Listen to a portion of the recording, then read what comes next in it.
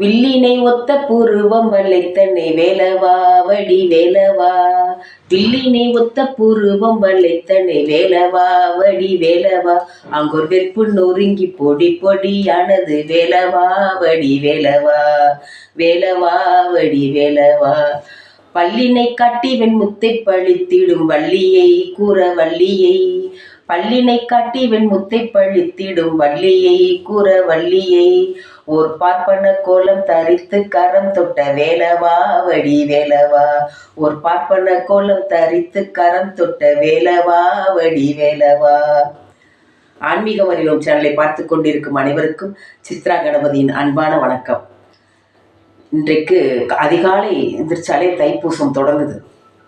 தைப்பூசம் ஏன் கொண்டாடுறோம் அப்படின்னா, உலக தமிழர்கள் எல்லாரும் அவங்கவுங்க நாட்டில் தைப்பூசத்தை கொண்டாடிட்டு இருக்காங்க. தைப்பூசத்திற்கு விஞ்ஞான ரீதியாக ஒரு சிறப்பு உண்டு.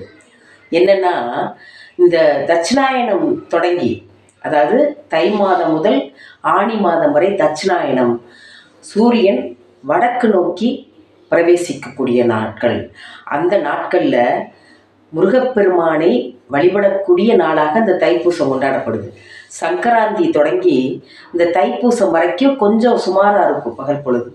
இந்த தைப்பூசத்திலிருந்து பகல் பொழுதும் இரவும் சமமாக அப்புறம் பகல் பொழுது கூடிக்கிட்டே போகும் கோடை காலத்தில்.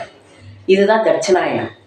இப்போது இந்த தைப்பூசத்தை முருகனுக்கும் தைப்பூசத்துக்கும் என்ன தொடர்பு அப்படின்னு பார்த்தோம்னா, முருகப்பெருமான் ஞானப்பழத்தை கிடைக்காதனால கோபமாக ஞான பண்டிதனாக அங்கே பழனியிலே விற்றிருக்கிறார்.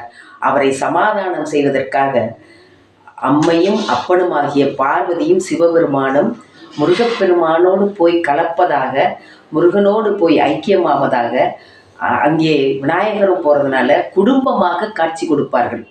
அதைத்தான் சூரியனாக சிவனையும் சந்திரனாக அம்பாளையும் நாம் வழிபடுகிறோம். தைப்பூசத்தன்று முருகப்பெருமானை குடும்பத்தோடு பார்க்குற மாதிரி குடும்ப ஒற்றுமை நிலவும், குடும்பத்தில் அமைதி நிலவும், செல்வம் செழிக்கும். அதனால் அதிகாலை 6 மணிலேருந்து நீங்கள் வானத்தை பார்த்து வணங்கினீர்கள் என்று சொன்னால் சூரியன் உதிக்கிற போது சந்திரனும் இருக்கும். அது தைப்பூசத்தன்னைக்கு நடக்கும். அதனால் காலையில் 6 மணிலேருந்து 7 மணிக்குள்ளே நீங்கள் தரிசனம் செய்யலாம் என்று சொல்லி விடைபெறுகிறேன். நன்றி, வணக்கம்.